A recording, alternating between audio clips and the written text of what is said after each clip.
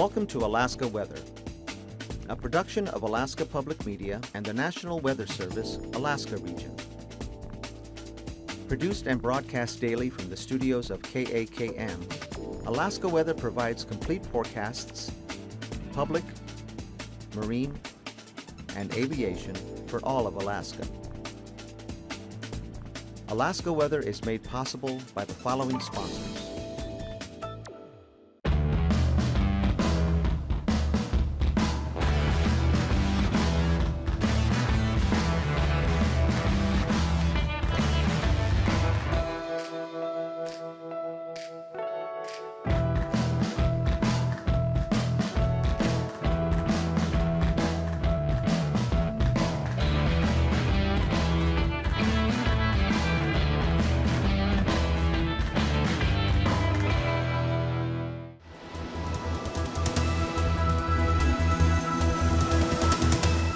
The National Weather Service.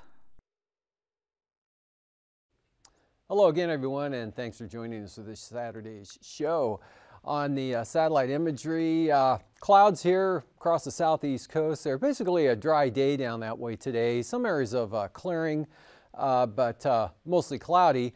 And then that big band of moisture here from actually coming southward a little bit there out over the eastern Bering Sea. But you can see the band extending all the way from way out here in the Aleutians on up into the northeast interior, and another trough coming onto the coast, kind of sliding its way eastward along the Arctic coast there, and that brought a little bit of light rain up in that area along the band itself. But as it pulled eastward, kicked the winds up along the eastern Arctic coast and North Slope areas during the midday to afternoon hours, and continue pretty good rainfall amounts here from well, the Yukon Delta right on up the river valleys there into the Yukon Flats areas of the soaking and wetting varieties there, which means anywhere from 1/10 of an inch to 1/2 inch or more.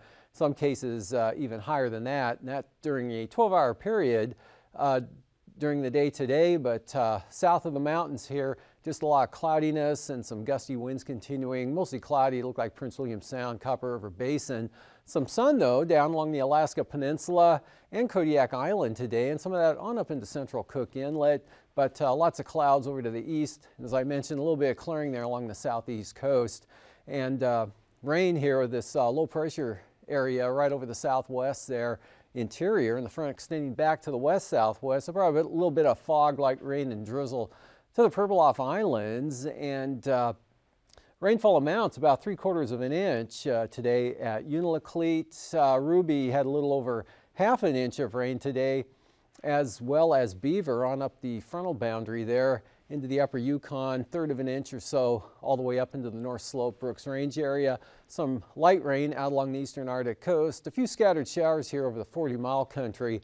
And back along the Alaska Range, most of the moisture staying back out to the west there. This area kind of dropping southward. You've got high pressure back out over the far western Aleutians, mostly over the northwest Bering Sea. Not the Aleutians, kind of a weak trough out over the Aleutians there, keeping it foggy at Shimia. A little bit of low clouds, possible showers around the west central Aleutians to the west of Adak and Atka. Not much precipitation at all here on the trailing edge of that cold front. Very weak in that area, just a lot of clouds. Some clearing, temperatures into the 60s over the Alaska Peninsula during the day today. And then this trough, again, bringing a little bit of light moisture, but kicking the winds up westerly 25 to 35 miles an hour in gusts there along the eastern Arctic coast and North Slope areas. And still pretty windy here with this in advance of the frontal boundary there with 35-mile-per-hour wind gusts at Killbuck here down toward the mountains there. And Kenai getting gusts out of the south close to 40 miles an hour again during the day today. That gradient right up Cook Inlet. And then otherwise over the interior, 15 to 20, 25 mile an hour for the winds there. And higher gusts though back Cape Newenham and those areas. And for the forecast for tonight, not a lot of change. This shifts southward and southeastward as a upper level trough pulls off to the east, taking this portion of the moisture in front eastward there. Another part of the trough comes southward and begins to develop a cutoff low. and that'll be pushing rain in across Bristol Bay and right up to the Alaska Range tonight. Later tonight, continuing to the northeast here, right across the central interior, on up into the upper Yukon again, eastern Arctic coast. A few showers lingering behind to the west there with mostly cloudy skies. Making it a little more clearing here. Kobuk Valley areas, maybe the Noatak and Seward Peninsula might start clearing out a little bit, especially along the southern coast there. And some pretty brisk north and northeast winds coming right down the backside of this low center into the Pribilofs, and periods of light rain, fog, or drizzle here, possibly as far west as Adak and Atka, but amounts will be very light out that far. Increasing amounts as you head up the peninsula there in toward Bristol Bay. Fair, Kodiak Island, dry the North Gulf Coast, isolated showers there, northern Prince William Sound, and mostly cloudy. Isolated to widely scattered light showers over the southeast coast tonight with light winds. And then way out to the west, weak warm front spreads, well, keeps it IFR, drizzle, fog, that sort of weather out over Shimya, ceilings 500 feet, maybe down to 200 feet. High pressure holds over the northern Bering Sea. And then that center kind of slips on down to the southeast a little bit tomorrow as this center gets down to about just west of Cape Newenham tomorrow afternoon. And this frontal structure now about separated. Again, the upper trough pulling off to the east. We've got a trailing front back into the west central interior. And the precipitation, not so widespread by tomorrow afternoon, actually becomes less heavy, more intermittent here along this portion of the front into the afternoon. So it looks pretty dry there for the Copper River Basin, south central Alaska. Rain could push into southern Cook Inlet and western Cook Inlet. And of course, the Alaska Range, periods of rain throughout the entire day, all the way back out to Kuskokwim Bay, Nunivak Island. And then this front swings across the Alaska Peninsula with some northwest winds, drying conditions following it in behind across the eastern Aleutians. This trough will bring some showers and cloudy skies to Kodiak, also south to north flow here. Could bring a little bit of light moisture conditions up into western Prince William Sound, down along the southern coast of the Kenai Peninsula. Partly sunny, mostly cloudy, or just flat out cloudy for the southeast coast, but there will be some clearing at times, maybe in a few areas. All this action down here will stay to the south, and then another trough dropping in will bring a chance of some light drizzle or rain maybe there to the west, or to really the Barrow area, probably missing Wainwright, Atchison, and probably New Exit as well. Just kind of in the Barrow area tomorrow afternoon. And then for Monday, that front comes down from the northwest there. Weak cold front, light rain, precipitation along that boundary as it comes south and east, drying out again to the west, and pretty good clearing could show up here over the eastern north slope, back down across the Koyukuk-Kobuk Valley areas in the Seward Peninsula. Even St. Lawrence Island could go VFR on Monday. High pressure now just south-southwest of the Pribilofs. Light winds generally with low clouds and fog. Moisture here wrapping back around this low center. Looks like a lot of IFR. Light rain here on the Bering Sea side of the Alaska Peninsula, right back up into Togiak Bay, Cape Newenham. This front stalls out over Kodiak Island. It's the original front there, but again, upper level low kind of holding back. South to north flow, gusty winds, small craft advisories there across Kodiak Island, especially on the east side. Rain chances a little better across the Kenai Peninsula. Actually looks pretty good here for Cook Inlet on over to the Alaska Range. Of course, heaviest amounts could be around the Kamishak Bay area in toward Iliamna Lake, and moisture also spreading up. A little more showery in nature on and off, and lighter here into Prince William Sound. Pretty fair here over the eastern interior from eastern Brooks Range right down across the upper Tanana Valley into the Copper River Basin. So there'll be some clouds around, but also some breaks. And now upper high pressure ridging, weak as it is, probably will produce more in the way of sunshine than clouds, hopefully, for the southeast coast on Monday with no rain at all. Take the showers all the way out for that day. And a little bit of light moisture here with a very weak system out over the western Aleutians could push possibly into the Adak area. And for temperatures this afternoon across the southeast coast, 50s and 60s with a little more sun. Metlakatla up to 68 degrees today, Sitka 63.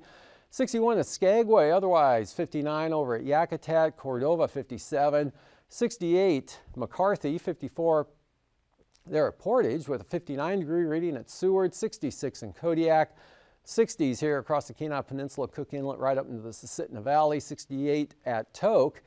Compare that to 57 at Fairbanks and Tanana. Also Fort Yukon, 57 degrees, some cooler 40s back here to the west, upper 40s to mid 50s back even farther west, and cooler upper 30s there along the central and western Arctic coast, otherwise Umiat up to 53. And off to the southwest there, we'll see way up here to the north on this graphic, 43 at Savunga, lower 50s for the Pribilofs, the western Aleutians, mid-50s there, Adak and Atka, as well as Nikolsky,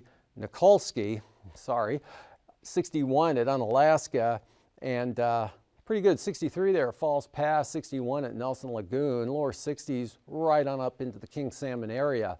Lows for tonight down to right near the frost point or a tad below there around Barrow, otherwise 30s to lower 40s, right back down into the northern Bering Sea, 50s for the most part through the central interior, as well as the North Gulf Coast, upper 40s to mid-50s there for the Panhandle and the Alaska Peninsula. And for the highs tomorrow, warmest conditions now, looks like the Yukon Delta up into the interior, back on down in the 60s for the most part. Any sun that occurs back up in this area could start pushing 70 degrees late tomorrow afternoon. Otherwise 40s and 50s and maybe lower 60s up there north of the Brooks Range. 60s, mid to maybe upper there for the southeast coast. And for flying weather tomorrow, they forecast a lot of marginal conditions here across all of the Panhandle, IFR well off the coast, and IFR with that front right through this area and along the Alaska Range up to the northeast there, some IFR in the Arctic coast, and of course the Alaska Peninsula, all of the Aleutians, they've put IFR. And then for tomorrow, as that front pushes southward, takes the IFR with it, leaving marginal conditions back behind, eastern Aleutians, Alaska Peninsula. IFR, though, here for the southwest coast, actually northern Bristol Bay back up towards Kipnuk, and maybe even along the western Alaska Range. Areas of marginal VFR improving throughout the afternoon for the southeast coast, and still a band of marginal stuff along that. By tomorrow afternoon will be a weakening frontal boundary. And for Anaktuvik, VFR, both there in Adigan, Lake Clark and Merrill, IFR at times tomorrow. And same forecast for rainy. Probably see some IFR throughout at some point in the day tomorrow. Windy, marginal. Isabel, marginal. Mentasta stays VFR, as well as Tanita. Portage, marginal. IFR could show up on the east side. And for Chilkoot and White, VFR.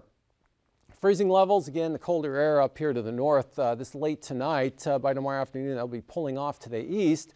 Another portion dropping southward there, 8 to 10 to 12,000 feet over the eastern Aleutians. And again, weak upper high pressure kicking those freezing levels up to 12,000 feet over the northern southeast coast.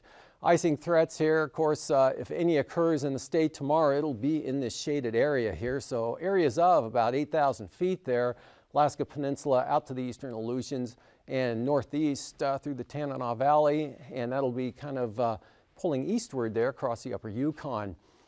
Upper level winds, jet stream, one trough here again, this one pulling off, shearing apart, this one dropping southward to about this position. Here's the upper ridging along the North Gulf Coast, Copper River Basin, and the Panhandle will be more pronounced over the Panhandle on Monday.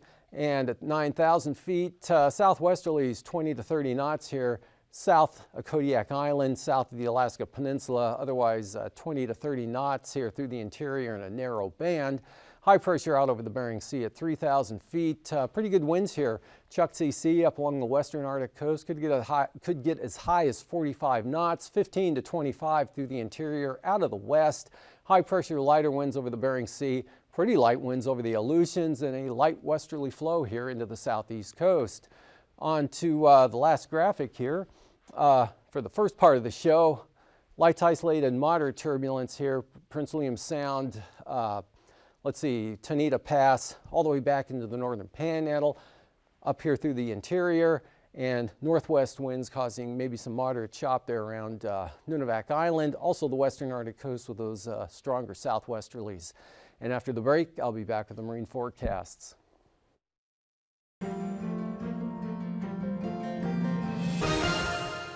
Welcome back to another edition of Alaska Weather Facts. I'm Dave Snider, and joining me today is Cindy Preller. She's the Tsunami Program Manager for Alaska Region's National Weather Service. And Cindy, we hear a lot about tsunamis in the news, probably a lot more than we used to, but let's remind everybody, what is a tsunami? Thanks for having me, Dave. Sure. Tsunami is basically, it's really simple. It's just a disturbance in the water column. So the entire water column from the seafloor to the sea surface is disturbed by something major, usually a major earthquake. But it can also be a volcanic eruption, even an asteroid. Landslide is especially dangerous. Okay, so if I'm sitting in my bathtub and I drop a bath toy, that could be a bathtub tsunami. It is absolutely a bathtub tsunami. Okay, very good. So Alaska is one of the states, or maybe the state, with the greatest amount of coastline, so tsunamis are a pretty major risk here in Alaska. Who is most at risk? Yeah, Alaska is significant. We actually make most of the Pacific's tsunamis on the Aleutian Trench, and it's where the Pacific plate is subducting underneath the American plate, and we produce some very large, great quakes, and of course the most at risk is the Aleutian Trench. Okay. But that extends into south central Alaska as well. They're at huge risk, and then southeast Alaska's risk is really mostly landslide focused. Okay. Are there any places along the Alaskan coastline that don't have a tsunami risk, or at least a very, very low risk? Absolutely. The Bering Sea's risk is very low, and the Arctic's risk is very low as well. Okay, so when we're talking about tsunami dangers, those are places that need to be monitored, but probably not really. No, I mean, I won't say never. Yeah, sure. Because I know better. Science knows better. Right. So, very good. Near to never. Okay. Well, let's just say you're on the coast, anywhere in Alaska. What are warning signs that tsunami dangers are threatening you right now? This is super important because Alaska's greatest risk, especially out on the Aleutians and South Central, is a near-field tsunami, and then of course landslides in southeast. It's even more intense because we can't. So shorter warning time. No warning time. Okay. The earthquake is the warning. Okay. And that is the most important thing for anybody to remember. The water can arrive in less than 2 minutes. 2 minutes. Wow. Yeah. At the National Tsunami Warning Center in Palmer, we need to get the warning out in 5 minutes. So for those near-field tsunamis, it's the earthquake is the warning. So if you feel shaking, and of course the first thing you do is drop, cover, and hold, and you need to start counting slowly to 20. The right way. How do you do that? Oh, I teach kids to do it with their favorite things. So 1 chocolate, 2 chocolate, 3 chocolate, but you can count anything you like. And if you're thinking of something happy, that helps. Especially helps kids, but it'll help your psyche. So you don't speed up because you're getting stressed out. Right. It actually lowers your heart rate. Interesting. You know, so if you think of something you love and practice that. So you're in an earthquake, you're under the table, you're next to the ocean. Right. This is important if you're next to the ocean. If you're not next to the ocean, don't worry about it. Just stay in place under cover. And you're talking about a mile, a quarter mile? What's close? A mile, even a couple miles. You know, our rule of thumb used to be a mile inland was safe, but the last few tsunamis have taught us otherwise. So, yeah, you know, in Japan we had inundation up to 10 miles. Right. So. And that was a big quake. That was a big quake. So you have a quake, you're counting slowly to 20. To 20. What's next? And if you get to 20 and it's still shaking, you need to evacuate. And that is, that's scary. Yeah. Because you're evacuating in a live event that's still shaking. You know, 1964 shook for 4.5 minutes. Indonesia shook for 12 minutes. Wow. Right. Japan, I think, shook for 6. I'm not sure of that, but it was long. Anyway, more than 20 seconds. And that's a sign of a very major earthquake, the worst. Well, 20 seconds is a magnitude 7, so that's not the worst. But what a magnitude 7 can do is trigger a landslide. And those landslides might be a submarine landslide, so you won't see it, you won't hear it, you won't know it, and then the water's moving. So that's really, really, really dangerous. That's what happened in '64 first. Seward, Valdez, Whittier all had landslides first. And when you're talking about the water is a warning sign too. What happens with the water that gives you a very easy visual sign that something's changing? Not guaranteed. It might go out, it might go way out really fast enough to leave the fish behind, but that's not guaranteed. It might just be a fast flood instead. So either way, if it's acting like a super fast rising tide, faster than a tide should rise, get out of there. And if it goes out really fast, get out of there. You know, we lost a lot of lives because people will go check out the new tide pools or pick up fish or shells or, you know, so, and it should feel weird. You know, it should be weird. So pay attention to those natural warning signs and how you feel, because those are maybe the only clues you have. Right, and you know, sound also. You can hear a tsunami. It'll sound like a roaring train, maybe. Or it might sound silent because the water's been pulled out. Right. And that's pretty weird. Imagine camping at night near the beach, and all of a sudden you don't hear the ocean anymore. That would be different. That would be weird. Yeah. Okay. And then you also might hear blowing bubbles, and that's actually from the pressure that's blowing the air out from the sand grains, rock grains. So if you hear blowing bubbles, that's a little weird. Okay. Or clinking rocks, you know, like a rain stick.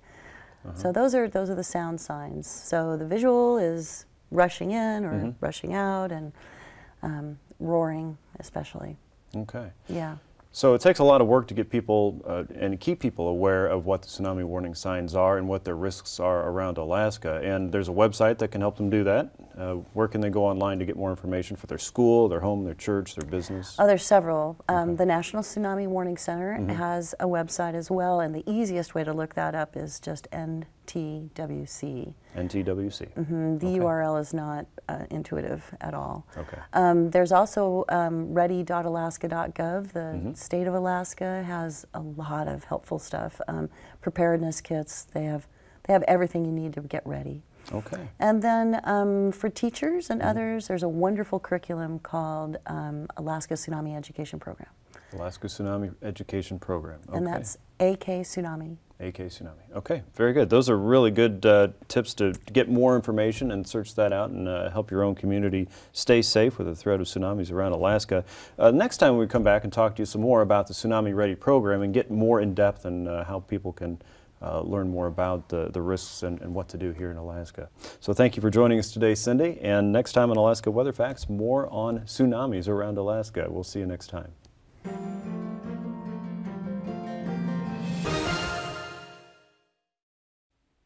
Welcome back. Looking at the forecast here along the coast, northwesterlies 15 to 20 knots, westerlies at 10, pretty light up there on the extreme north coast. Lynn Canal, not too bad, south 20 tomorrow afternoon. Otherwise, northwesterlies, west northwesterlies, 10 to 15 over the central and southern inside waters. And for Monday for those areas, not much change, maybe a little stronger down across Clarence Strait up to 20 knots. Northwest 20 on the south coast, seas 5 to 6 feet.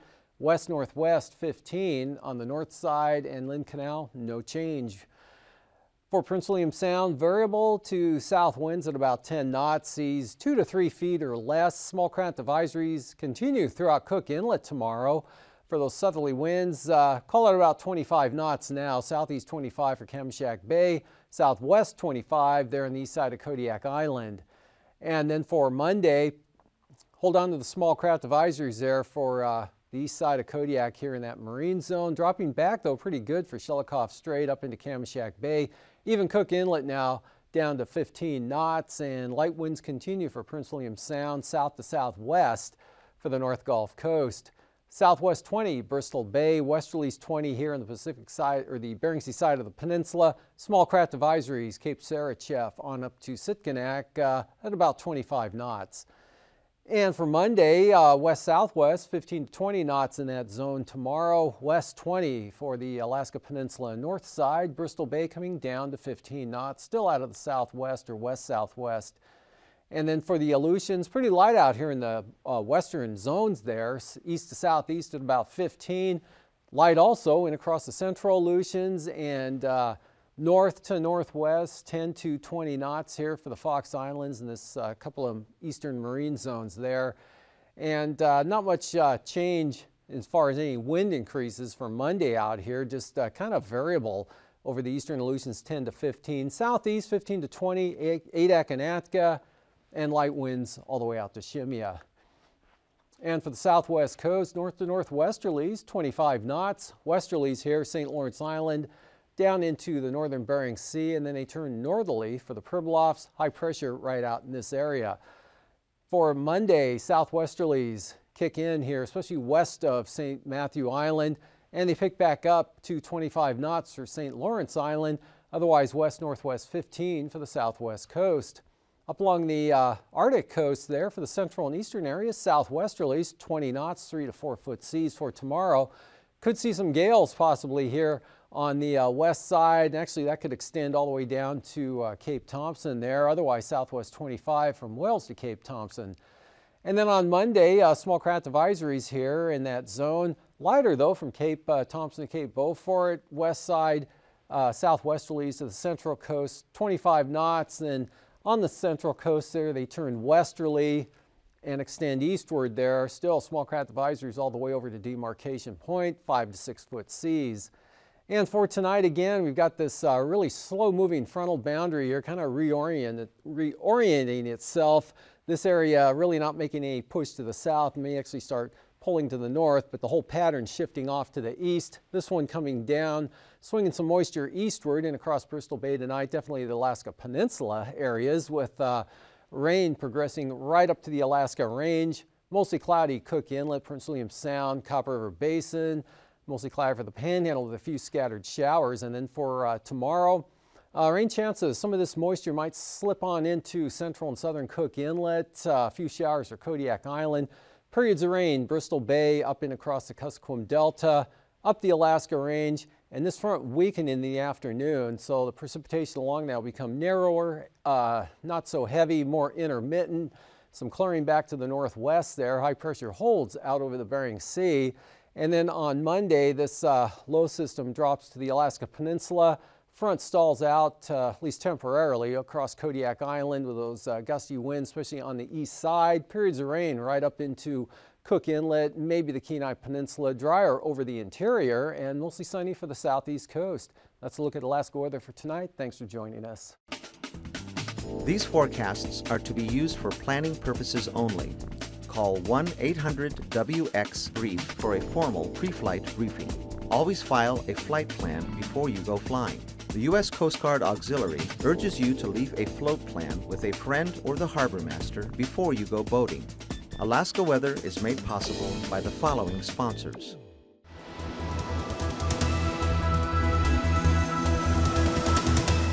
The National Weather Service. From her rich and fertile valleys to the shores of her icy seas, from her fields and farms and shellfish beds and her many nurseries, for the finest of her flavor, for the freshest by far, choose the things Alaskans bring to the market where you are. Products that we're proud to call our own, and it's all Alaska